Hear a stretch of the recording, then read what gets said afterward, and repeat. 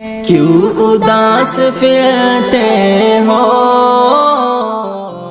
Subscribe our YouTube channel and watch our videos.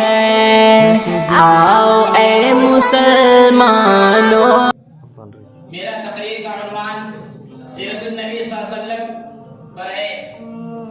میری بساط نہیں کہ میں نبی صلی اللہ علیہ وسلم کے اصول حسنہ پر جسارت کروں، لیکن آپ کے جیسے عاصم الشخص پر جب کچھ لب گشائی کر سکوں تو یہ میرے لیے بڑی قسمت کی بات ہے۔ کسی اردو شاعر نے کیا خوب کہا ہے، قلب میرا قاصر زباں میری عاجز محمد کی عظمت بتاؤں میں کیسے، قلب میرا قاصر زباں میری عاجز محمد کی عظمت بتاؤں میں کیسے، اے رب امام الرسول و فضائل مکمل سناؤں۔ میرے محترم بزرگوں دوستو، نبی صلی اللہ علیہ وسلم کی بعثت سے پہلے پورے جزیرۃ العرب کا وہ ماحول تھا کہ کوئی حکمراں حکمرانی کرنے کے لیے تیار نہیں تھا اور نہ کوئی نظام مکمل تھا۔ ذرا سی بات پر لوگ تلواریں اٹھا لیتے تھے، کہیں گھوڑا آگے بڑھانے میں جنگ کرتے تھے، تو کہیں کنویں کے پاس پانی پلانے میں جنگ کرتے تھے، تو کہیں کسی بات پر جنگ کرنے کے لیے فوراً تیار ہو جاتے تھے۔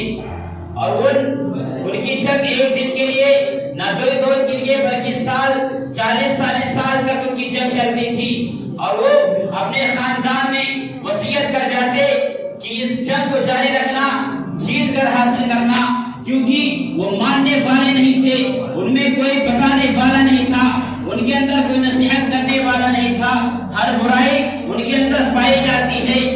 کسی اردو شاعر نے کہا ہے کہ بدی کا زور تھا ہر سو جہالت کی گھٹائے تھی، بدی کا زور تھا ہر سو جہالت کی گھٹائے تھی، فساد و ظلم کی چاروں طرف پھیلی ہوائیں تھی، ذرا سی بات پر تلوار چل جاتی تھی آپس میں، پھر جنگ آتی نہ تھی نوچار کے بس میں۔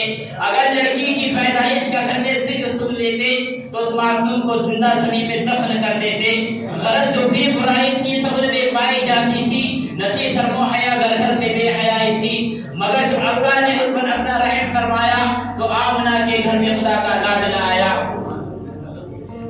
جب اللہ کے نبی صلی اللہ علیہ وسلم اس دنیا میں تشریف لائے، چاروں طرف اندھیرا ہی اندھیرا، ظلم ہی ظلم، طاقتور کمزور کو کھا رہا ہے، طاقتور کمزور کو کھا رہا ہے، ہر طرف ظلم ہی ظلم ہو رہا ہے۔ لیکن جب اللہ کے نبی صلی اللہ علیہ وسلم کو نبوت سے سرفراز کیا گیا، آپ کے نبوت سے پہلے مکہ والے آپ سے اتنا متاثر ہو گئے تھے، آپ کے قول و فعال کو دیکھ کر لوگ آپ کو امین اور صادق لقب سے پکارتے تھے، آپ کے پاس لوگ اپنی امانت کو رکھتے تھے، آپ کو سچا جانتے تھے۔ آپ اگر کوئی بات ان کے درمیان کرتے، اپنے قبیلے کے درمیان اگر کوئی بات کہتے، لوگ ان کی بات پر لبیک کرتے، ان کی اقوال پر تصدیق کرتے۔ لیکن جب نبی کریم صلی اللہ علیہ وسلم کو نبوت سے سرفراز کیا گیا اور اللہ تعالیٰ نے فرمایا کہ اے محمد جا کر میری دعوت کو میرے توحید پر، میرے توحید کا اعلان کرو، جب اللہ کے نبی صلی اللہ علیہ وسلم نے اعلان کیا کہ اے میرے قبیلے لوگ، میں اگر کہوں کہ اس پہاڑ کے پیچھے ایک لشکر ہے جو تم پر ابھی حملہ کرنے والا ہے، کیا تم میری بات کو سچ مانو گے؟ تمام لوگ جانتے تھے کہ آپ سچ بولتے ہیں، آپ کبھی جھوٹ بول ہی نہیں سکتے۔ تمام لوگ ایک آواز ہو کر بولے کہ آپ تو آمین ہیں، آپ تو صادق ہیں، سچ بولنے والے ہیں، آپ جھوٹ کیسے بول سکتے ہیں؟ تو پھر اللہ کے نبی صلی اللہ علیہ وسلم نے فرمایا کہ ایک اللہ کی عبادت کرو، ان غیر اللہ کی عبادت کرنا چھوڑ دو، ان کے آگے سردار دیش ہونا چھوڑ دو، ان سے اپنی گناہیں مانگنا چھوڑ دو۔ جو لوگ آپ کو آمین اور صادق لقب سے پکارتے تھے، آپ کے پاس اپنی امانت رکھتے تھے، آپ کے بات پر فوراً تصدیق کرتے تھے، وہی آپ کو برے القاب سے پکارنے لگتے ہیں۔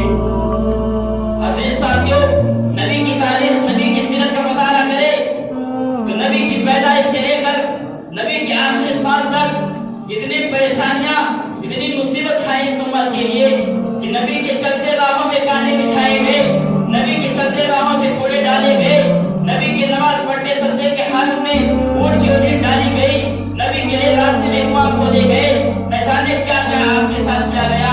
آپ کو مٹانے کے لیے آپ نہ جانے آپ کے لیے کیا کیا راہیں اختیار کی گئی کہ محمد کو مٹا دیا جائے۔ لوگ اس سے پریشان ہو گئے۔ محترم بزرگوں دوستو، اللہ کے نبی صلی اللہ علیہ وسلم کی داستان जब आप वसल्लम पैदा हुए उस वक्त अरब का ये माहौल था कि अपने बच्चों को लोग देहातों में भेज देते थे। तमाम औरतें आई और आप वसल्लम के घर भी गई, लेकिन आप बेटी होने की वजह से आपको लिया ना गया, आपको ये लेकर छोड़ दिया गया। इसके बाद तो है ही, इससे क्या मान हासिल होगा। तमाम औरतें अपने घर के बच्चों को लेकर चली गई, लेकिन सादिया हलीमा, दाई हलीमा जिनकी किस्मत चमक चुकी थी, जिनके मुकद्दर में नबी सल्लल्लाहु अलैहि वसल्लम की किस्मत लिखी गई थी, हलीमा सादिया की उंगली कमजोर थी, वो देर से पहुंची, उनको कोई अमीर बच्चा नहीं मिला। तब आखिर में आके नबी सल्लल्लाहु अलैहि वसल्लम को लिया। जिस वक्त नबी सल्लल्लाहु अलैहि वसल्लम को लेकर चली, जो उंगली कमजोर थी, इतनी ताकत हो गई थी कि जो औरतें पहले जा चुकी थी वो उससे आगे निकल चुकी। मेरे महतरम बुजुर्गों, दोस्तों, बस इसी शेर के साथ मैं अपनी तकरीर को खत्म करता हूँ। जो कहलाई मादरे हलीमा, क्या शान है तेरी अल्लाहु अकबर हलीमा। तेरे बकरियों को जो दूध पिलाए, तेरे बकरियों को जो दूध पिलाए, वो है कौसर साक़ी दाई हलीमा। क्यों उदास फिरते हो, Subscribe our YouTube channel and watch our videos. आओ ए मुसलमानों, मस्जिद बुलाती है।